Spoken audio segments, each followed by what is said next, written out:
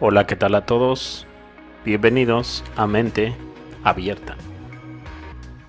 El motivo del video es en sí para darles a conocer al piranesi ruso, Pavel Shilingovsky. Retrató un suceso que ocurrió en 1921 a 1923. Algunos bocetos.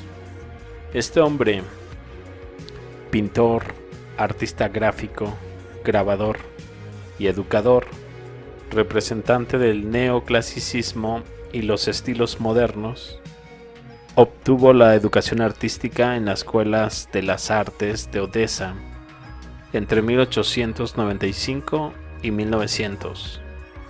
En 1901 fue admitido en la Escuela Superior de Arte con la Academia de Bellas Artes de San Petersburgo.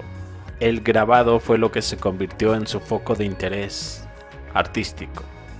Creó muchas series de paisajes, pero el trabajo que les estaré mostrando es el llamado San Petersburgo en ruinas.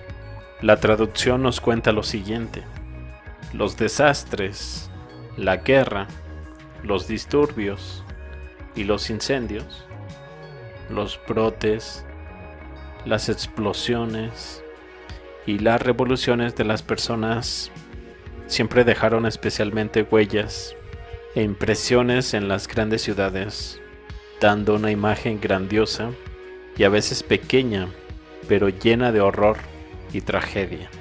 Roma, Alemania, Inglaterra, Francia experimentaron estos terribles y graves momentos. Algunos perecieron irremediablemente, otros revivieron y florecieron nuevamente. Estalló la Guerra Mundial de 1914 y detrás de ella la Gran Revolución Rusa. Se produjo un terrible huracán y el norte de Palmira, entre comillas, que descansó pacíficamente durante 2 siglos a orillas del Neva, fue uno de los principales escenarios de elementos furiosos y tal vez los terrores de la destrucción. El frío y el hambre se reflejaron especialmente en él. Todo esto es vital, vivo y al mismo tiempo majestuoso y hermoso, como el glorioso cantante de la antigua Roma piranesi, a quien inspiró Pavel Shilingovsky, uno de nuestros cantantes y poetas de San Petersburgo, gestionando una serie de dibujos y grabados con talento, ambos representando un mundo en ruinas, con estructuras en ruinas, invadidas por la vegetación. Teniendo en cuenta que estos bocetos datan de 1921 a 1923, la devastación es bastante extraña.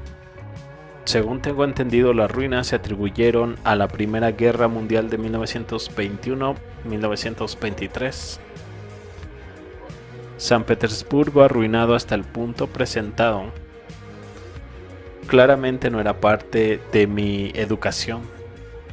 Tampoco he visto ninguna fotografía de la misma fecha para respaldar las imágenes presentadas anteriormente.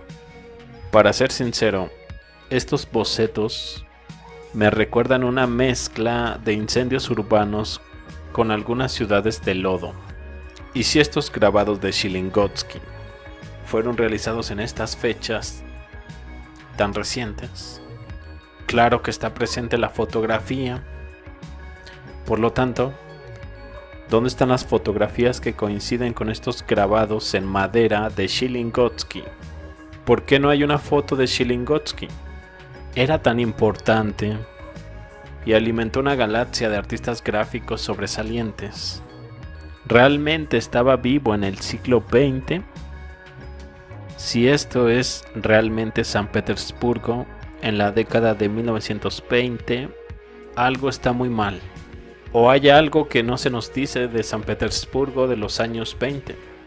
En las imágenes de Shilingovsky hay 2 de Lituania, e históricamente hubo una guerra polaco-lituana que se extendió desde la primavera de 1919 hasta noviembre de 1920. Pero tenemos otra guerra polaco-lituana teutónica que ocurre en 1409 y 1411. Quiero pensar que estos grabados son en realidad un acontecimiento aún más antiguo. La persona que les voy a dar a conocer, un hombre llamado Charles Louis Clerisson, 1721-1820. Wikipedia nos da informes de él como arquitecto, dibujante, anticuario y artista de origen francés. Una de las principales autoridades en la materia de la arquitectura y las ruinas romanas en Italia y Francia. Parece agregar a sus ruinas a alguna gente transitando entre estos enormes edificios que no parecen estar resguardados por algún tipo de gobierno, sino que parecen estar abandonados, por lo que podríamos decir que incluso había gente habitándolos. ¿Qué tan informada estaría esta gente sobre su pasado? Podemos ver montones de rocas apiladas por aquí y por allá. Son realmente masivas, lo que hace que uno se pregunte cómo fue la construcción de estos edificios.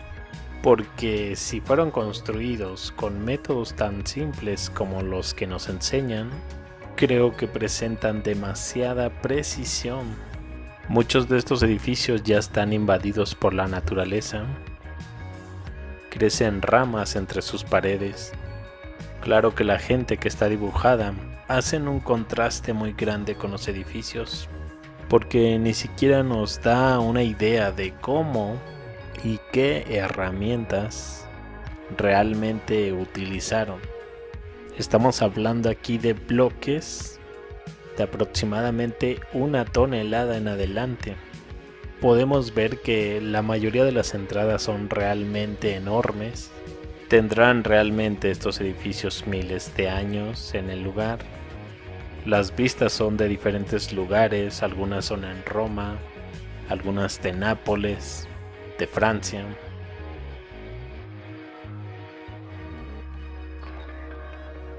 A estos hombres les llaman caprichos porque creen que se empeñaban a dibujar este tipo de edificios exageradamente grandes.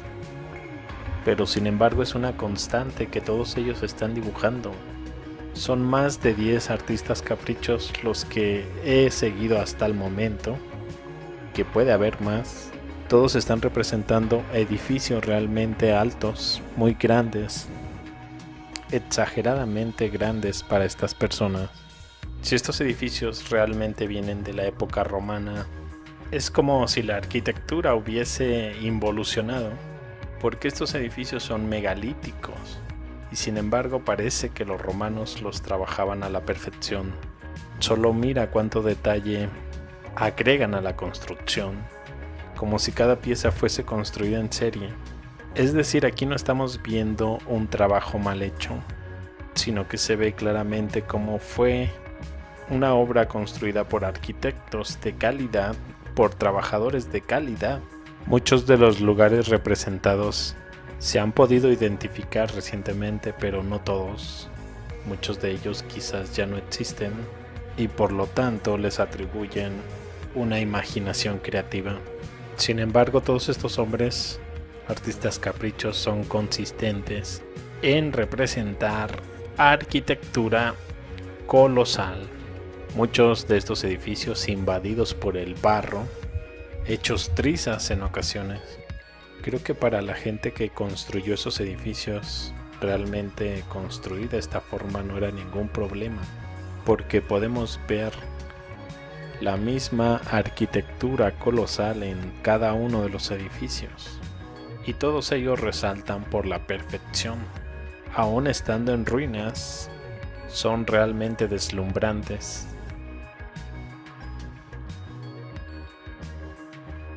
Todos los artistas caprichos tienen una constante y es representar el arco de Constantino, y en cada representación podemos ver lo hundido que estaba. Yo he calculado de unos 2 a 3 metros enterrado en el barro. ¿Qué pasó aquí? ¿Será que podemos hablar de un tipo de licuefacción?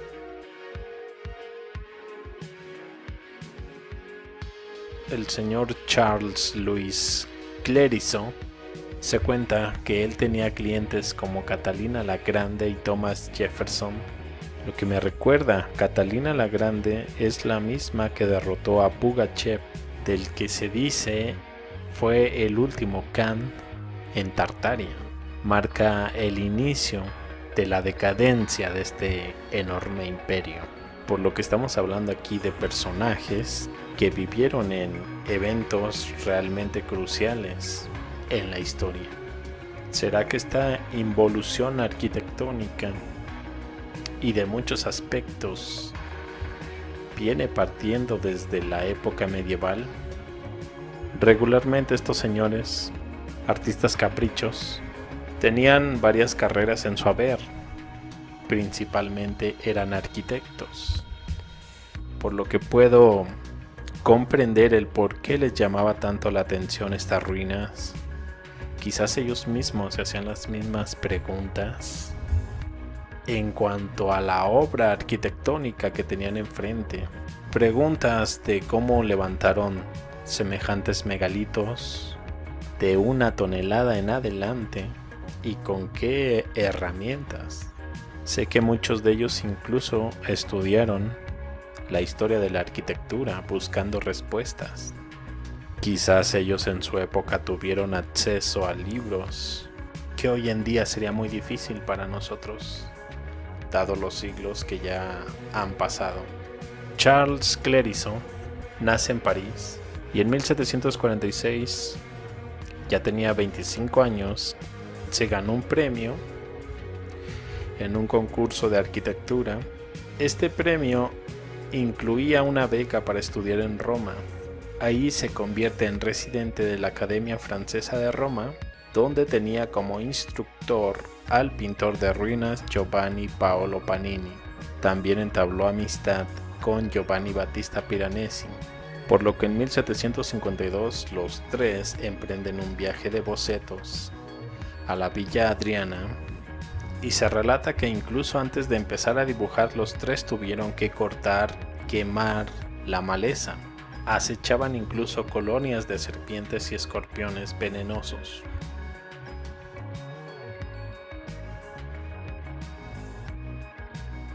Por cierto, esta civilización parece haber sido fan de las pirámides y de los obeliscos.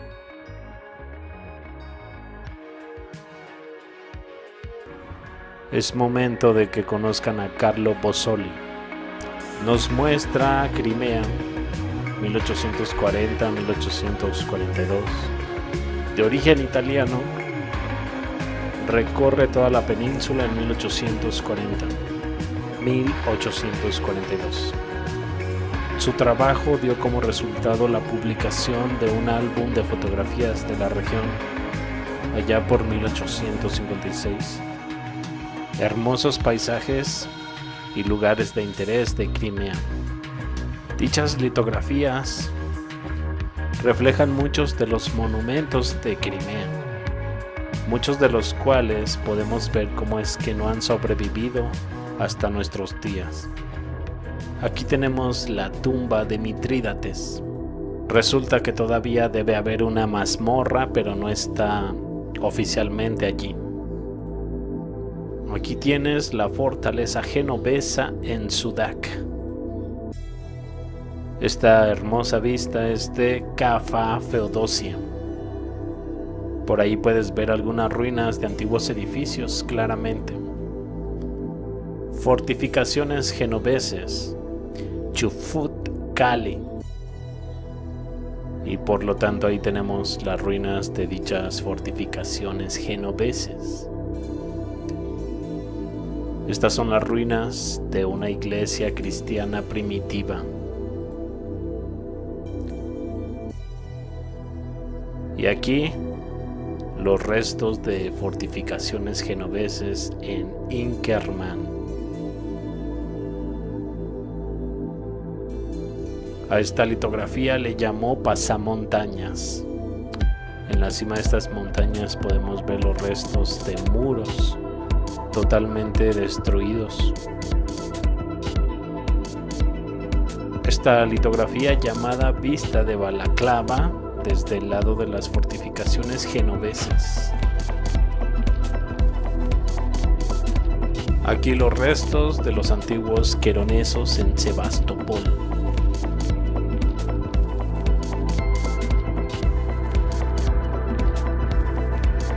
Aquí vemos la estepa entre Perekop y Simferopol.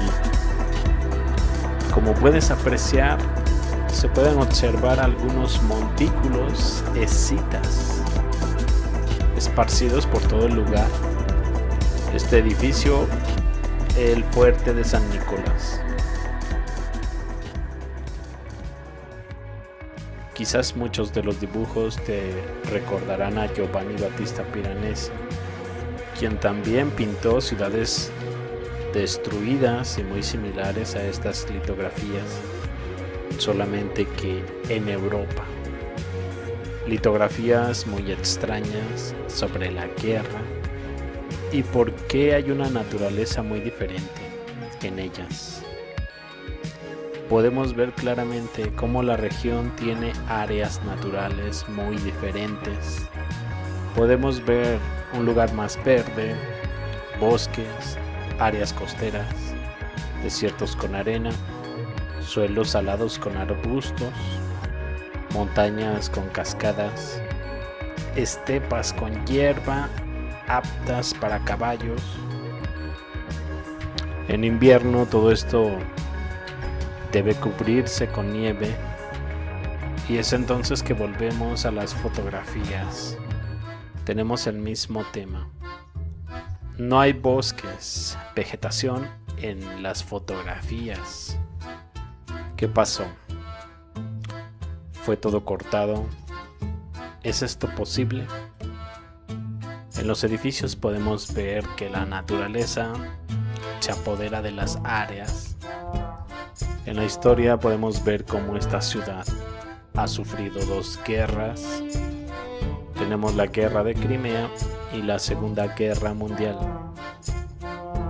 Incluso me pregunto qué tipos de tesoros estaban realmente peleándose en Crimea.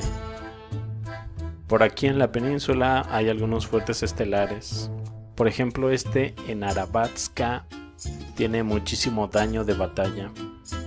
Podemos ver los muros rotos, rareza entre los fuertes estelares. También recuerden, Crimea tiene algunas pirámides. Todo esto me hace pensar que esta es un área importante y de la que no se nos cuenta toda la historia. Un lugar muy disputado. La guerra de Crimea, conflicto de entre 1853 a 1856. Lo libran 2 naciones, que es el Imperio Ruso y el Reino de Grecia. Ellos 2 contra una liga formada por el Imperio Otomano, Francia, Reino Unido y el Reino de Cerdeña. Una guerra dispuesta fundamentalmente en la península de Crimea en torno a la base naval de Sebastopol. Pues bien, esta guerra es interesante porque viene a presentarse en un momento en que ya se dispone de la fotografía. Sin embargo, parece que tenemos más litografías que fotografías reales para ver el desastre. Como podemos ver en algunas de estas fotografías, vemos un panorama muy desértico, a diferencia de las litografías de Carlo,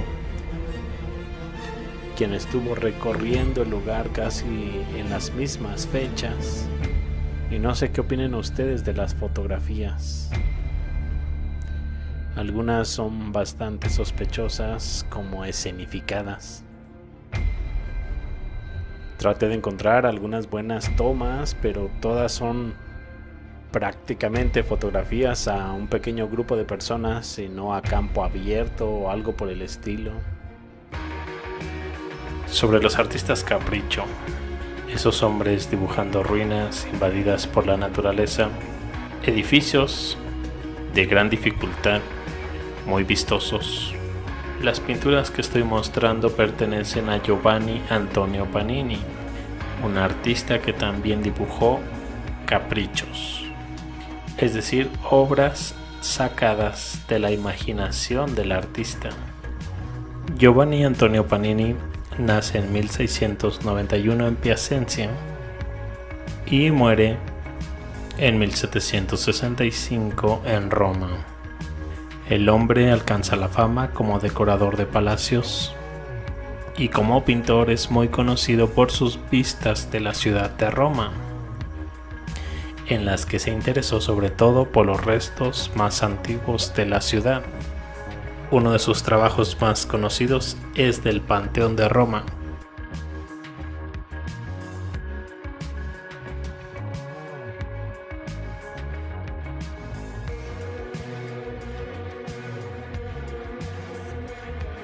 ¿Qué vemos entre sus obras? Edificios invadidos por la naturaleza.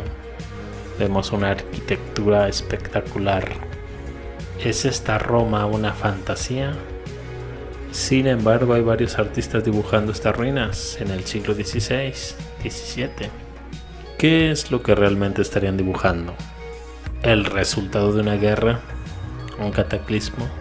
Muchos de estos edificios presentados en este tipo de cuadros fueron destruidos, pero con un poco de investigación se demuestra que la etiqueta de fantasía arquitectónica es muy engañosa. En mi opinión, fue diseñada para ocultar nuestro verdadero pasado, reordenar las fechas. No sabía que los escritores de la fantasía pusieron tanto detalle en sus obras. Me sorprende incluso lo comunes que son las pirámides en estas fotos. Me hace preguntarme ciertas cosas sobre Egipto. Puede ser una clara evidencia de una civilización perdida que construye pirámides por todas partes. ¿Y por qué se perdieron de la historia? ¿Por qué no dibujar solo arquitectura imaginaria, quizás intacta? ¿Por qué no dibujar ciudades, pueblos y edificios como si estuvieran en uso? Pero estos tipos solo dibujan ruinas. Según dicen, las ruinas romanas habían despertado un nuevo interés por la arqueología, convertido luego en un tema muy popular por varias décadas en el siglo XVIII. Incluso coincidió con el comienzo de la excavación de Pompeya y Herculano. Hemos estado equivocados acerca de las cámaras. ¿No te has dado cuenta? Los ojos, las manos y el arte de pintar son cámaras muy efectivas. Te pueden plasmar en un lienzo con arte y construcciones dejadas por civilizaciones. Hay pinturas que parecen más una fotografía. Difícilmente un artista va a pintar algo con tanto detalle. ¿Qué eran? ¿Imaginativos o exagerados? No creo. Ellos pintaban y dibujaban lo que veían. Solo que muchas de estas ruinas ya no existen. ¿Nos han robado la verdadera versión de esta historia? No hay nada oculto que no haya de ser manifestado, ni escondido que no haya de ser conocido y de salir a la luz. Maravillosos cuadros, detalles, la grandeza. ¿Cómo es posible que con esa escasa tecnología del pasado se hicieran tan exquisitas construcciones? ¿Es esto lo que se encontraron algunas personas al salir a la superficie después de algunos eventos que hicieron que estas personas estuvieran resguardándose durante algún tiempo? Y ahora vemos árboles y arbustos invadiendo estas construcciones. Por cierto, me interesa la definición de capricho. Hasta donde sé, solo se conocía la denominación de los caprichos de Goya, pero no encontré referencias al término capricho en relación a otros grabadores. ¿Tienes alguna fuente o término? Algunos de esos pilares parecen microchips. Los pilares son los pines de los circuitos integrados. En esta época hay mucha gente sobresaliente, pensadores, filósofos. Llama la atención que muchas de estas construcciones son de orden gigante, elevadas columnas, grandes arcos, techos muy elevados con encasetonados, decoraciones impresionantes. Hoy en día no se construye así. Estos artistas pintaron realmente lo que vieron, reuniendo las piezas del rompecabezas. Esas grandes construcciones pintadas por ellos fueron parte de la Gran Tartaria, devastada a nivel mundial por esas fechas. Ellos, los exterminados, dejaron una obra llena de magnificencia y excelencia. Se sabe que eran muy altos en comparación a nosotros. Nada que ver con lo que se construye hoy en día, en calidad, en estética. Con el paso del tiempo este tipo de construcciones ha ido desapareciendo de a poco, con el afán de extirpar de nuestra memoria su existencia. Ahora se les da la llamada denominación pintores capricho, aludiendo a esa gran imaginación que inventó tales imágenes para desvirtuar su labor. Y ellos en realidad muestran la verdad. Ciudades devastadas, localizadas y cubiertas por la naturaleza debido al paso de décadas hasta que las encontraron. Estas obras transportan a otra época. Ok, yo me despido, pero los veo más adelante con más información. Hasta luego.